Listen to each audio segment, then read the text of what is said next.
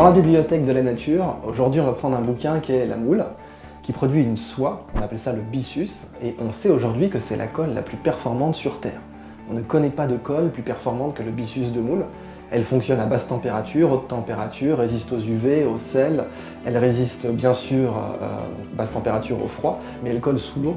C'est ça qui est un truc de dingue, c'est qu'on n'a pas de colle humaine qui colle sous l'eau, qui permet de coller comme ça sous l'eau. Elle résiste aux turbulences des vagues et tout. Alors cette colle est complètement dingue, elle est basée sur le phénomène de micro-ventouse en fait. Elle résiste longtemps, elle ne pollue pas, mais là où c'est intéressant, c'est que c'est une soie en fait.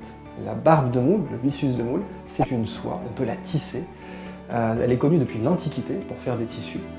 Et moi où j'adore ce cas en fait, c'est que la soie dans le vivant, c'est quelque chose qu'on a toujours sous-estimé. Dites-vous bien que si la nature était une huître, nous on aurait tendance à jeter la perle et à garder la coquille.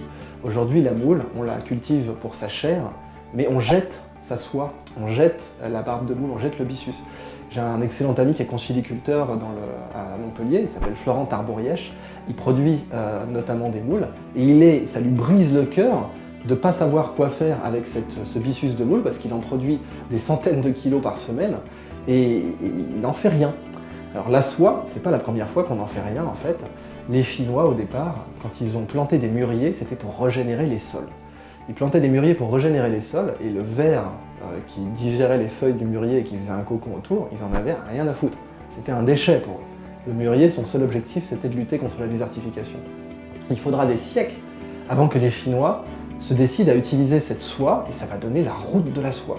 Et la route de la soie, c'est la colonne vertébrale du commerce mondial pendant 2000 ans, et encore aujourd'hui, c'est un espace géopolitique majeur. Donc, la plus grande route commerciale de l'histoire mondiale à laquelle on doit la ville de Bagdad au IXe siècle, qui sera la capitale mondiale des sciences et des mathématiques, elle a été créée sur une soie, sur une protéine créée par un petit ver. Imaginez si on pouvait faire la même chose avec la moule.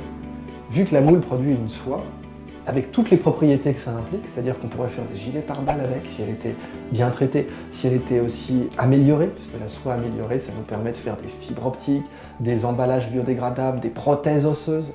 Le byssus de moule, c'est également le meilleur fil suturant connu sur Terre. Si on veut fermer une plaie aujourd'hui, on ne connaît pas de fil plus performant que celui-là. Aujourd'hui, on le jette.